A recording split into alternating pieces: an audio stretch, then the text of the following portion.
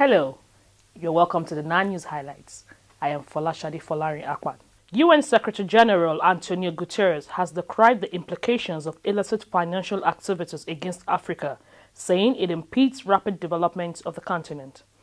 The UN chief at the inaugural Global Engagement and Empowerment Forum on Sustainable Development in Yonsei University, Seoul, said such illicit activities exceeded the international aid flow into the continent. Guterres urged the international community to strengthen their fight against tax evasion, money laundering, and illicit flows of capital.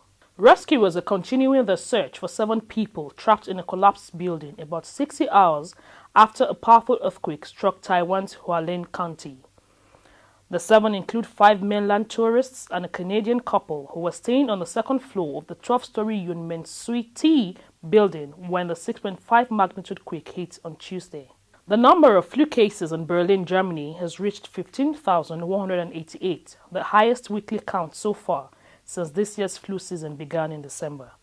The Robert Koch Institute said the figure represents the number of cases confirmed by laboratory tests by the German government's Disease Control and Prevention Center. A Thai woman has died after being hit by a train while taking a selfie on the railway track.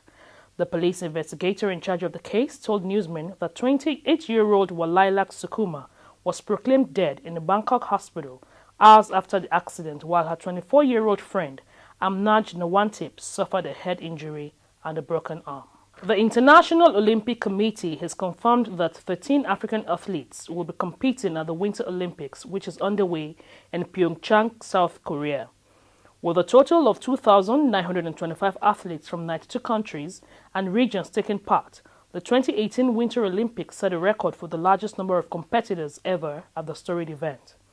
Of these, 8 African countries will be represented at the Games, setting a new record of the most African participants in the history of the Winter Olympics.